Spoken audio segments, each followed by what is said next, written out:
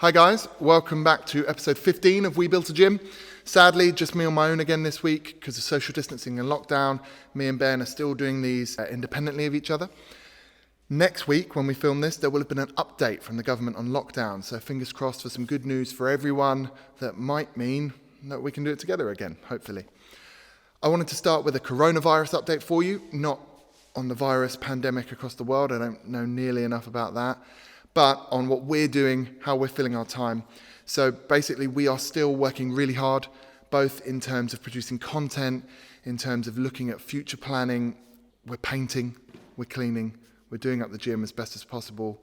We're just trying our best to be productive and get ready. The main thing that we're spending our time doing at the moment is brainstorming strategies for how we could open, because we're expecting the government not to just say, right, open, allow everyone in again. We're expecting them to probably say something like 15, 20 people at a time, dedicated cleaning breaks throughout the day, things like that. So we're looking at our staff schedule to make sure that we would have enough staff on to get that done if required.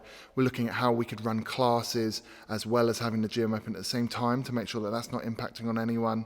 We're looking at all strategies to do with that, basically. So how we can make sure that we are ready regardless of what the government's instructions are. So that's where we're at.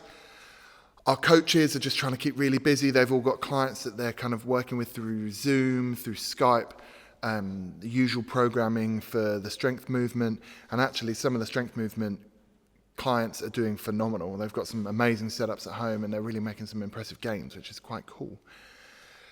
But the theme for today is, instead of questions, I put out an Instagram poll for topics that you wanted me to discuss. Whether those are topics that I'm discussing as a business owner, as a gym owner, or as a person, I don't mind. If you have a question or a topic that you want me or Ben to talk about, make sure you get them in that Instagram poll, because it's basically the only place that I listen to for things like that. And we will try our hardest to fit them in. But this week, we've got 4 topics. Well, I've got 4 topics that you guys have suggested that I thought I could rattle through. Some are quite info heavy, some are to do with setting up a business, some are techie, some are personal. So we'll just dive in and get going. The first topic that you guys suggested that I thought was worthwhile talking about was funding a gym. Lots of you always ask me and Tim about funding a gym, funding a business. How do you do it? Basically, you need a lot of money. We're talking 6 figures, and you need that. People are going to call it capital. You need a lot of capital to get off the ground. And you will probably find yourself in this strange cliche position that people talk to you about, where you're asking people to provide the capital and you're going to provide the sweat equity. Basically, they're going to provide the money and you're going to do all the work. That is quite common, particularly for a new startup business.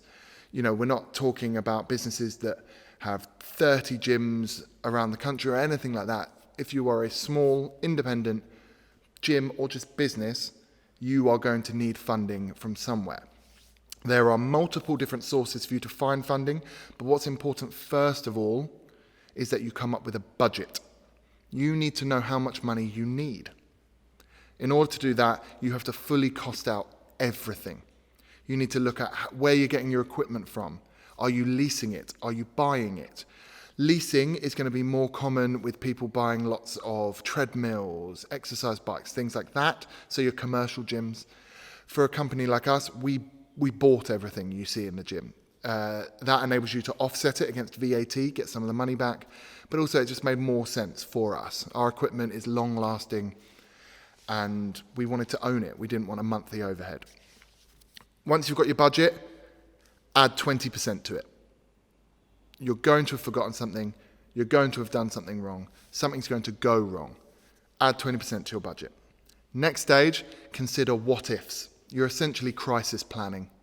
So you need to think, what if we don't get the members we think we're going to get? What if something huge goes wrong? What if all the toilets break? Whatever the problems you think might happen, plan for them. What would you do? Then think about how that fits into your budget. The next stage after that is to think about what's called a personal survival budget. So that's where you as a business owner are going to need to think about how much money you need every month to survive. Do you have a mortgage? Do you have children that need providing for? Food, petrol, all of those things, and be realistic. Then think about how you can bring that down. So on our end, on my end, I had quite a nice car. I had a Mercedes beforehand. I got rid of that and got an old banger. I got a Ford Focus 2005, I think it was. Cost me £300. It did the job. Got me from A to B.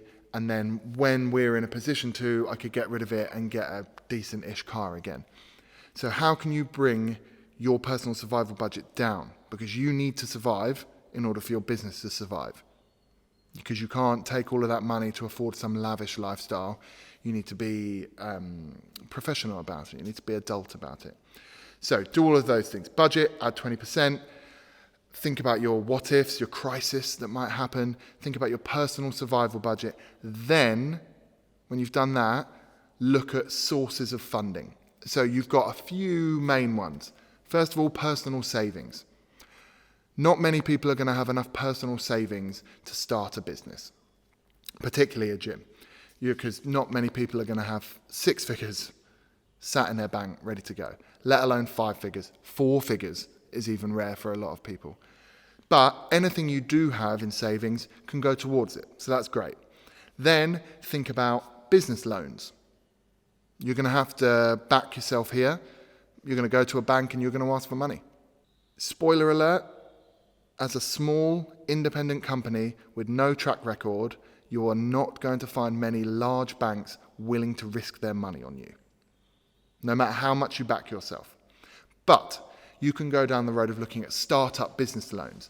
These are business loans designed specifically for people wanting to create a startup business who need some money. So you can take on that personal debt because you believe in yourself and use it to help fund your business, okay? So that's another avenue, startup business loans. The main avenue that the majority of people are going to find the majority of their money in, of their capital in, is external investment. That investment could be from a family member, it could be from a wealthy person you know, it could be from an angel investor, think kind of Dragon's Den style. There are websites where angel investors look for investments. You need to have all of those things that I mentioned before in place before you ever go near them. If you go near an angel investor and you haven't thought about your budget, your what-ifs, your personal survival budget, every little scenario, they won't want anything to do with you. I like to think that one of the main reasons we got the investment we needed was because we were very planned out, we were very passionate, and we were very realistic. I will never try and sell the world to someone if I don't think I can deliver it. And if I can't prove it to you through planning, through figures, through forecasts. And that, when you're talking to someone about money, is going to be really important. Because as much as you can say, please, please, trust me, I'm going to do it, you need to be able to prove it somehow. Or at least suggest that you would be able to do it with figures, with research, with knowledge. So that is the main sources of income that you're going to have to think about how you source those, how you get to those. And if you go down the investment road, there's something called the SEIS, the Seed Enterprise Investment Scheme. That is a government scheme where an investor in your business gets 50% of their investment back from the government in tax. So it's to incentivize them to do it. So if they invest £100,000, they could claim 50 grand of that back through tax. The main problem with that is they need to have paid 50 grand tax. So they need to be someone who's earning a lot through the tax system. But it's a huge perk and it's something you can use to minimize the risk for an investor and still get what you need. So funding a business, funding a gym, many different routes, be planned out, have all those what if, the survival budgets there, and then look at different sources. But before you ask someone else to back you, you need to have backed yourself. They're going to look for you to be putting something in, is my word of caution. But our next topic, I'm a bit annoyed at the boys for suggesting this. Two boys that I used to play lacrosse with have suggested that I talk about ACL. So that is Anterior Cruciate Ligament. They must know that it's the anniversary of me tearing mine. So let's talk about it because it's so much fun. So the ACL, the Anterior Cruciate Ligament, is one of the ligaments in your knees. It's probably the ligament that most people know about because it's the most common one to tear and ruin a sportsman's career. Some athletes come back from it, many don't. There are some really interesting facts on ACLs and the fact that women, particularly in teenage years, tend to tear theirs more than men, and to do with hips and all these things, which is really, really interesting. But basically, no matter how you look at it, ACLs suck. It's there to stop your knee from rotating too much, and you can tear it most likely when you're playing sport. So if you're playing netball and you're changing direction, basketball changing direction, football, any sport really, where you're changing direction at speed or there's contact. I tore mine playing lacrosse after university with contact. Basically, I played lacrosse at university, found out I was really good at it, found I had a talent for it. After university, moved into men's lacrosse. I was playing for Epsom. It was actually my first season with Epsom, my debut season. I was out of university. I'd managed to force my way into the starting lineup early on in the season, and I was having a great year, scoring lots of goals. I played in attack. In lacrosse, you have 3 attackers, so I was one of the attackers. Scoring goals, enjoying myself a lot. We were playing a team from London one day, and I'd already scored 3 goals. Whether that played into it or not, I don't know. And I was just about to score my 4th, I think. And the goalkeeper, instead of standing up and trying to be big and save it, dived at me to try and tackle me and put me off. He slipped. Instead of hitting me in the chest, he hit me in the knee. My foot was planted. I was wearing studs. There was nowhere for my knee to go apart from to buckle. I can confirm that when you tear your ACL, you hear it. There is an audible snap, like a click almost. I heard it. The referee heard it. Everyone heard it. Came over. I initially thought I'd broken my leg. Looked down, my leg was intact. That really confirmed it. ACL gone. Got carried off the pitch like a baby. The pitchside physio started working with me a bit, moving, and she asked, "Did you hear a snap?" I lied and said no, because I thought, I know what the snap means, so let's hope it wasn't that. She told me to rest, recover, recuperate, see how the swelling goes down, give it a few weeks. A few weeks later, we were travelling to play Cambridge away. Travel up to Cambridge, I'm confident I can play. In the warm-up, I go to practice a dodge, practice running past a defender. I plant my foot to change direction, and it just goes, and I just fall to the ground again, and that's it. Once you know, you need to go to the hospital or the doctors to get yourself assessed. Luckily for me, I saw some just fantastic people on the NHS who diagnosed me straight away. And then instead of waiting for all the tests to come back, the MRI, all of that, they just booked me in for surgery there and then did the tests. So by the time I got to surgery, I'd had all the tests done, but I didn't need to wait ages to get the tests, the results, and then be booked in. Took about 4 months from tearing it to surgery. When you have surgery, in my case, they took part of my hamstring, so they kind of get in there, cut part of your hamstring away, and use that to make a new ACL, which is gross because, well, 1, it's just gross, and 2, you end up with a weak hamstring because obviously you're missing a third of it. But better to have an ACL. After that, you're looking at extensive rehab. There's a point that a lot of people miss, which is that prehab is as important as rehab. That's what you do before surgery. So lots of strength work, lots of muscle building in the gym to get your legs as big as possible before surgery, because the more muscle mass you have before, the more will be left afterwards when they've atrophied after surgery. Do your rehab, listen to your physios, listen to people that have been through it before you, but also challenge your physios. I, unfortunately, saw a physio who perhaps wasn't the best at the beginning, and when I then saw a different physio, he asked me things like how I was doing with jumping and rotating after a jump and things like that, and I said, well, I haven't done any.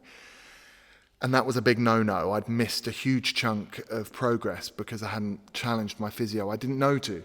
I would say challenge your physios. One thing that physio, my new physio, Mark, he was called, what he taught me was stop calling it good leg and bad leg. So I always referred to my left leg as my good leg and my right leg where I'd torn my ACL as my bad leg. And he said, stop doing that. It's just left and right. You need to fix your mental patterns in order to get back to sport. An ACL surgery and rehab can be career-ending. For many athletes, it's not. You can look at Tom Brady in the NFL. He tore his ACL years ago and he's won Super Bowl since then. But then you can look at athletes who are never the same again, like Michael Owen in football, never the same. And it's a sad thing to see. I sadly fell into the latter category. I could never get it back. I went back to lacrosse after doing all my rehab, and I probably rushed my comeback a little bit. Went back into the first team, quickly realised that I'd lost something that made me who I was as a player. I wasn't as physical anymore. I wasn't as daring. I was always thinking about my knee. Ended up dropping into the second team and taking that hit to the ego. But playing for the second team, scoring goals, getting back to fitness, I ended up making friends with this new defender on the team who I'd never met before, and he was telling me that he was at the same stage as me, coming back from ACL rehab. In that game, when we'd been chatting beforehand, I saw him tear his ACL again. He was just backtracking to defend someone, and down he went. That was brutal. I thought about it non-stop for the next week. When we got to the next game, we won the ball from the centre at the beginning. The midfielder passed it up to me. There was about 4 seconds on the clock. I just pulled it back, ripped it, went in the top corner, good goal. I subbed myself off and never played again. I just walked off the pitch, took my helmet off, and never played again. I knew that I couldn't risk it. It had been too much to rehab on my career, because I was teaching at the time, and it took me out of the classroom. And I knew I could never commit how I used to. So for me, it was a career ender, and what a beautiful anniversary this is to remember. But yeah, listen to your physios, challenge them, respect the rehab and the prehab, and do them both thoroughly, and then work on that mind game. Not good leg, bad leg, left leg, right leg. And good luck if you've torn your ACL. Our next topic, bit of a geeky topic. Few people have asked us over the past month or so how we set up a podcast, what equipment we use, what technology we use. So I'm going to list it for you. I'm going to explain to you what equipment we use, what technology we use, programs, what the process looks like, things we've learned, stuff like that. So, nerd alert, here we go. I'm going to split it into audio, visual, and editing. So for audio, as you can see here, we have 2 condenser microphones with pop filters. The pop filter is important because it stops like bits of spit and stuff like that going through into the sound. We have 2 condenser microphones with pop filters that have XLR outputs. So that is the lead that leaves them and goes into the computer or the recording device. We have XLR. Your choices, as far as I know, are XLR or USB. We have an XLR. After that, the magic thing, which we found after a little while, is in the middle of them. So we have what is called an audio interface. We have a Focusrite Scarlett 2i2 audio interface. It's this magic little red box. And each microphone plugs into that Focusrite. And then that Focusrite plugs into my computer where we record the sound. What the Focusrite in the middle does is allows 2 microphones to be recorded separately. So instead of the audio just being one, they're separate. So if Ben's really loud and I'm really quiet, I can turn him down and turn me up, or vice versa. It's been a godsend. So I would recommend that, a Focusrite Scarlett 2i2 audio interface, quite a mouthful. That took us a while to find, but I'm very glad we did. And the last piece of the audio puzzle is I use my laptop to have the Focusrite plugged into, and with a program called Audacity, which is free, I record the audio. So the audio goes into the microphones, through the Focusrite, into my laptop, running a program called Audacity. And I can save that audio and use it in the editing process later. For visuals, really simply, we just use a DSLR camera. So we just use a standard Canon 700D. It's a little bit old now, but it just does the job. It records the visuals that you're seeing right here, and then afterwards I take the memory card out and I put the visual files onto my laptop and I use them with the audio files. The last stage is editing. To edit, you need a relatively powerful laptop or computer. I have a gaming laptop, not to play games on, but because it was the cheapest powerful laptop I could find. And that was really important because my old laptop wouldn't even open the editing software. So I needed something powerful that I could use to edit with. So I have an Asus gaming laptop. It's all about the RAM. You need lots of RAM. I use a program called Premiere Pro to edit, which is part of Adobe's package. So Photoshop, Lightroom, After Effects, all of that. Premiere Pro is fantastic. Lots of great reviews. I found it really easy to use now that I know a few little things. There are some YouTube guides out there that can teach you bits. And when you become familiar with it, it's really intuitive, which I like a lot. Premiere Pro and the Adobe package costs money every month. It's quite expensive. It's about £50 a month for the package. However, students get it for £16 a month. No, I'm not saying anything. I'm just saying, if you know a student, maybe you can come up with your own plan there. But you do have to pay for it to get the right one. You can obviously download a hooky copy and all of that, but I just wanted to do it properly, having done it not properly before. You're then, in your editing software, going to combine the visual and the audio. Premiere Pro does something really cool where you can set it to merge the clips. So it will take the visual and it will take the audio and it will find where they sync up and it will match them so that the audio and the lips moving on the screen are in the same place. That is so handy because you don't have to do anything manually. Then, when you've done all your editing, you export out of Premiere Pro and you can tell it how you want to export it. It's important to know that Instagram, Facebook, YouTube, all different formats, and you need to know which one you want to export into. We're talking Instagram is a square, Facebook is a rectangle, YouTube is a rectangle. Instagram TV, however, can be a rectangle. So you need to look at all of that and format your video in the best way. That is the nerdy podcast stuff done. Our final topic, requested by you guys, well, one person in particular, but I'm really sorry I've forgotten who requested it. They said, can you describe the coaches in 3 words? And I've thought about it and I'm ready to go. So describing the coaches in 3 words, hopefully I don't offend them, but here we go. I'm going to start with Tim. So Tim, my business partner, my co-owner of the gym. Tim, 3 words, I think everyone would agree with these. Tim is very calm. He's very unassuming. So he's kind of just on a level most of the time. He's calm, he's unassuming, and he's jacked. Ever since me and Tim were kids, Tim's had this metabolism that just doesn't allow him to hold any fat. So Tim is jacked at all times, like he's cut out of stone. So calm, unassuming, jacked. Amy is small, annoying, but endearing. She's one of those people, you know, that like she's just small and annoying, but quite endearing with it. And you don't hate her for being small and annoying.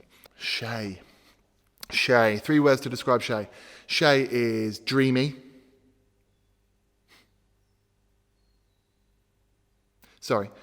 Dreamy, smart, and analytical. Shay is very analytical. He's a really good coach because he breaks things down. He likes to look at logical processes rather than focusing on the site of your pain. He'll be looking at things around it for the cause of it. He's very analytical, very good coach because of it. And yeah, he's a smart boy. Got his master's. Next up, let's do Ben. Ben is annoyingly very strong. Ben's strong. You can only look at his adaptation to strongman for that, how his overhead pressing, his log work, his dumbbell work, all of that's come on. So Ben is strong. Ben is impatient. He wants things now, which is actually a trait that I share. He's impatient and he's also very caring. Ben is a very caring person. He seems to care about people and be genuine with it, which is quite nice. Ed I would describe as big, milky, and cute. Ed is a cutie, and I miss him. I'm hoping that lockdown ends so that we can see him again. Big Milky Edward. And myself, if I were to put myself into other people's shoes, before I go on, I should say, I'm a firm believer that you never really meet the real person. You meet the person that person wants you to meet. People put on faces for different people, for different environments. You know how we're all different at work, to the pub, to with our family, like that. But what would people think about me? I think they'd say I am ridiculously clever, incredibly charismatic, and surprisingly humble. Surprisingly humble. Or they'd say I'm a knobhead, a moron, and a loser.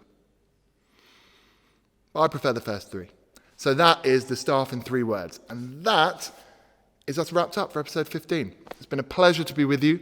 Pleasure to talk about these things. If there's anything I've talked about, particularly in that funding section, that you want to know more about, just DM us, send us an email, whatever. We can have a chat about it. Any questions you've got, if you're somewhere along the line of starting a business or starting a gym, happy to help and explain the processes of what we did. Thanks for tuning in. Thanks for joining us. Thanks for liking and subscribing. Miss you. Love you. Bye.